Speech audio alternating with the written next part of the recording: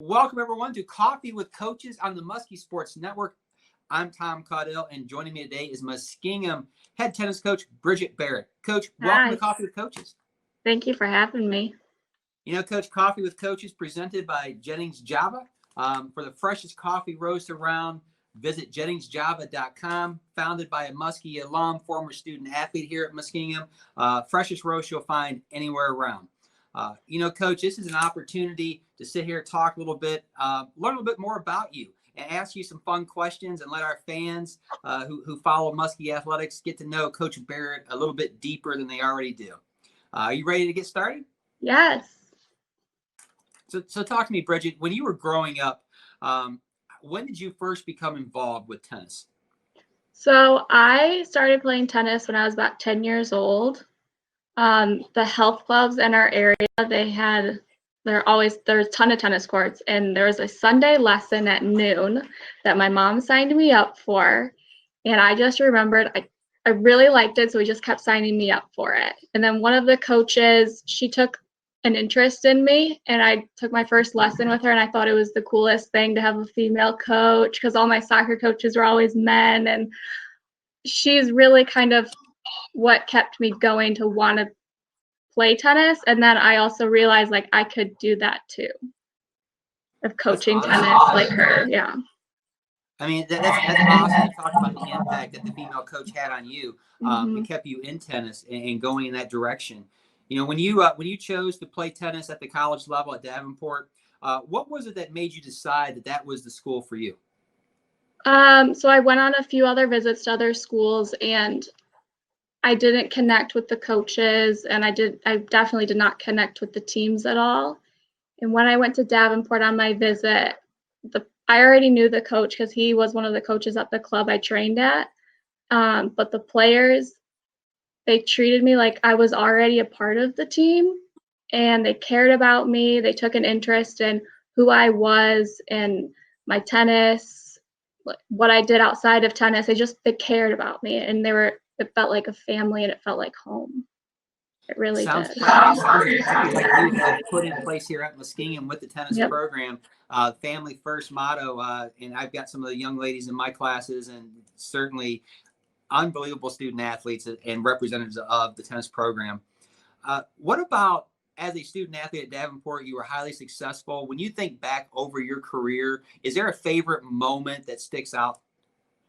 NAIA Nationals my sophomore year when we were in Mobile, Alabama, and we were in our first round matches, and my match is the one that like clinched the match for us to move on to the next round. That for forever will be my favorite moment from college athletics. Like that is so awesome. That is such a cool moment to hold on to. You know, you talked a little bit earlier about, you know, when you were younger, you had the female coach that kept you in tennis, got you engaged, made a connection with you. Is that when you decided, I mean, at an early age, as you were going through college, when did it click that you wanted to be a coach yourself? So I had always wanted to be a tennis coach, oddly enough. Like, I don't know why. And then when I got to college, I decided that I was going to major in human resource management. I don't know. I kind of changed where I was thinking. I didn't know if I could actually make it a career or not. And then I started working in the athletic department at Davenport as well. And I realized, like, okay, I can make a lifelong career in college athletics, coaching tennis or doing administration in a different way, because I knew I didn't want to work at a health club, though. I wanted to be involved in college athletics. That's truly when I realized, like, whoa, this is going to be the greatest. Like, I can make a career out of just athletics. That's awesome. How did your experiences as a student athlete, as someone working in an athletic department, how did that help you become a head coach? I had some very helpful bosses at Davenport, Mike Sadola and Nicole Chase, and my head coach, Patrick, Patrick gave me a lot of responsibility as I had worked my way up in the athletic department. He then also gave me more responsibility on the team. I helped him out with like ordering uniforms, working with the facilities people a little bit for our practices, things like that, because he knew that I had a passion for athletics and doing stuff like that. and he gave me those opportunities. And Nicole and Mike also, honestly, I don't know what I would do without the two of them, of like helping me just grow into the person I am today. That's awesome to have that, have the mentorship and the Mhm. role models there to help you shape what you're going to become in the future. What was it about Muskingum when you first came on campus that attracted you to Muskingum to come here to be the head coach? So before I came, I talked to Mike Sadola about the opportunity. I was like, hey, I have this opportunity. It's called Muskingum University. There's a new athletic director. His name's Steve Brockelbank. And he actually knew Steve. And he told me, he's like, Bridget, you need to go there and you need to meet this man. And if you get offered this job, you need to take it, because there is no one else that I would recommend that you work for your first head coaching job. He's like, he is the greatest human being you will ever work for. He's like, no doubt you need to take it. Yeah. I mean, what a way to be described. And, you know, I would say the reputation that Steve has had among a lot of other athletic administrators in our region and around the country. Awesome to come into that environment as your first head coaching gig. You know, before we get into some of these fun questions, who's our other guest that we have here with us today on camera? This is Little Sassy. Little Sassy. Yes. I told her I had an interview and she says, I'm ready for my close-up. Hey, well, Sassy might go viral after this gets published out there. So it'll be good to see Sassy and Coach Barrett, you know, as we're rocking this through our social media platforms. You know, Coach, as you think back, who's been the most influential on you in the way that you approach your work? I have worked with a lot of amazing coaches, not just in the tennis standpoint of things, but also the coaches that I was around at Davenport. I think about like Lou Esposito, Steve Casula, Bert Paddock, Coach Albro, Coach McCall, who's at Central Michigan, the softball coach there. I watched them how they treated myself as a student employee. I watched how they treated their athletes, how they treated their coaching staffs, and I just took all of that in and applied it to tennis and how I treat my players, how I treat the students that help us, and our support staff that help us as well. And that's truly where I take a little bit from everybody of my coaching style then. That's great. When you wake up in the morning, how does Bridget prefer to start your day? Well, Sassy wakes us up at 6 o'clock every day. So we go outside, we get our breakfast, we sit down, we get some coffee, and we watch some TV till about 7 o'clock when we take our next nap. That's a great way to start. When you get on campus, what is it that energizes you at work? My players. We had our first practice yesterday on court. I mean, it wasn't full out practice for, you know, the phases, but their energy of just being able to hit a tennis ball again, I was just so excited to be out there. I couldn't stop smiling the entire time. And I'm so excited for practice today too. Like, oh, it's the greatest. Well, I tell you, going through the COVID and how it's impacted all the sports, to see teams on our campus once again actually starting to look like teams again, going with the ball, going with the practices. It's a great feeling to see that as we move in the right direction. What about outside work? What do you like to do outside work that energizes you? This little girl right here keeps me on my toes. We go for about 3 walks a day, so everybody watching for us around campus. She is the most friendliest puppy ever. And we're working on that. Not everybody wants to be our friend, though. We have to wait till can I pet her? Before we just run up to give them kisses. Well, I've got two young boys that are dying to have a puppy right now. So we'll have to time up one of your walks and meet Sassy and see how Tanner and Ty do in the meeting phase. What's a work-related accomplishment, throughout your career that you're really proud of?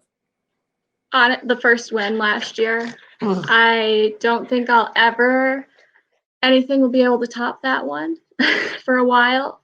That has to be number one for a very long time. And that was a comeback win that after you get through doubles and a little bit of singles play, I mean, looking a little bleak there for the girls to dig in and fight back, and that perseverance to come through and get that win. I mean, that had to be, I mean, I can see how that is so special, not just for you, but for the team. And I'm sure the bus ride home was pretty awesome.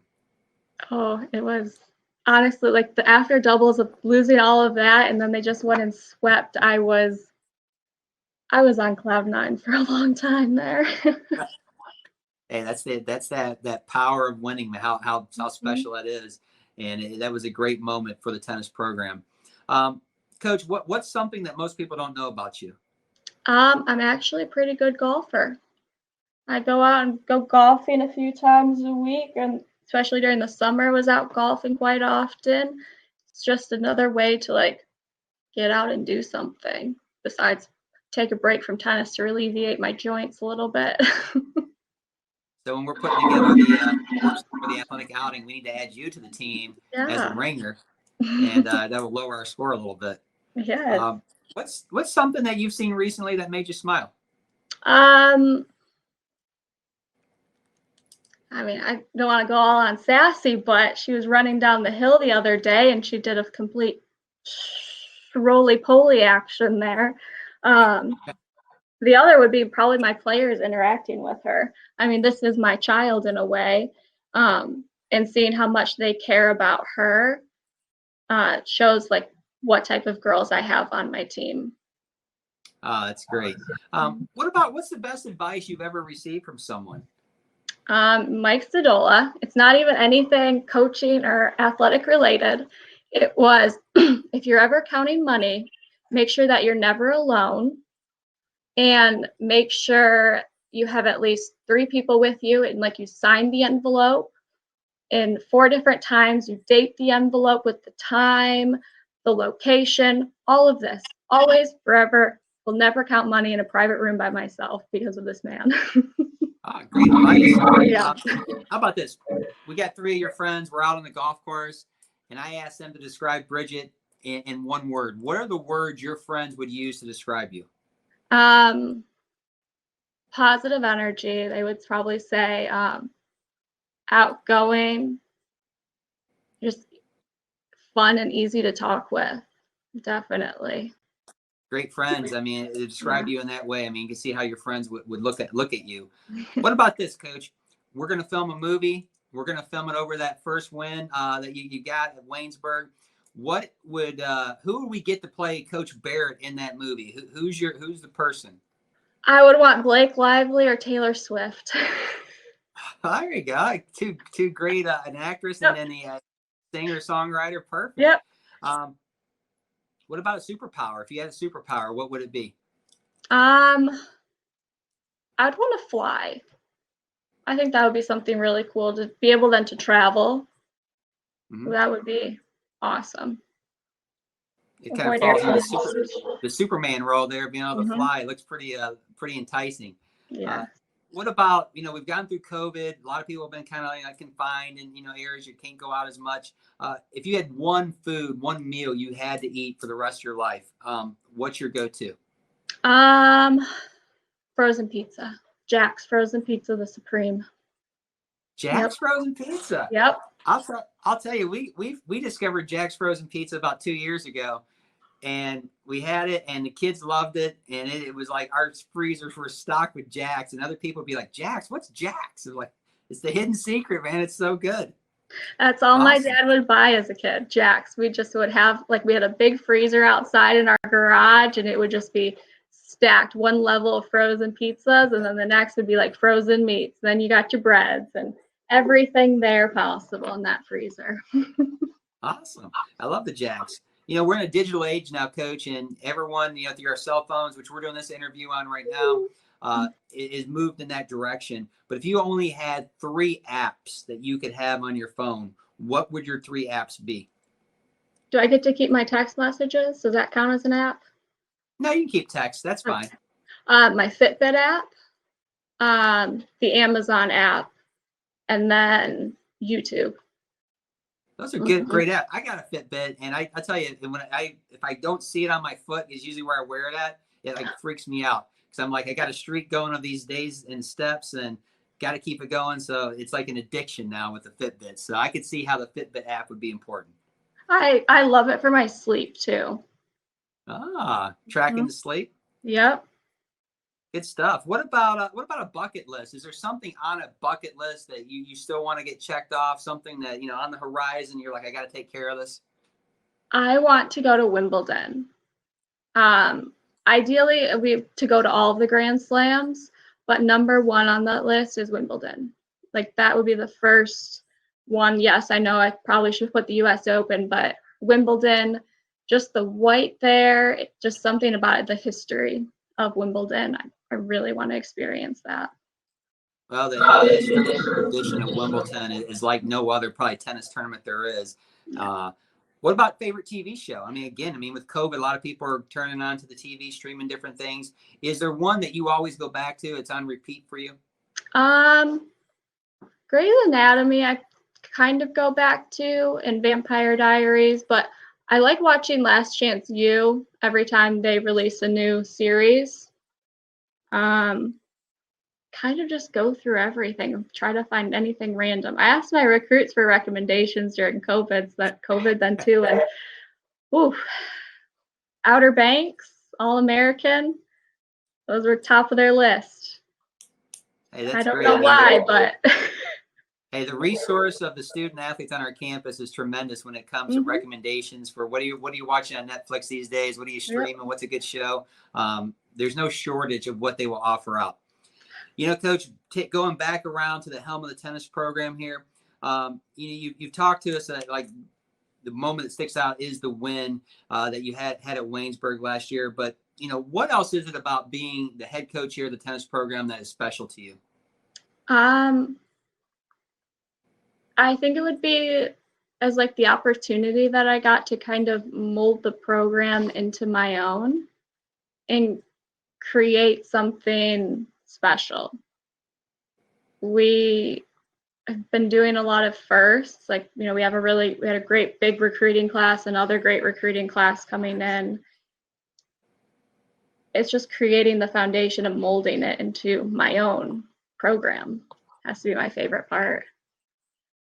Oh, that's a great answer, and the fact that you have such a positive impact on your student athletes and other students on our campus. I see it daily with some of the your players that I interact with, and just the love that they have for the game and for the sport, and the respect they have for you and the university is tremendous. Coach, I want to thank you today for taking time to do some coffee with coaches. Again, it's JenningsJava.com for your freshest roast around there. Daniel Jennings will take care of you. And especially in these cooler mornings now, some fresh roast definitely hits the spot. So thank you, Coach, for taking time today to talk some tennis and your background with us. And I look forward to connecting with you again in the near future. Sounds good. I'll talk to you later. All right. Thanks, Coach, and go Muskies. Bye.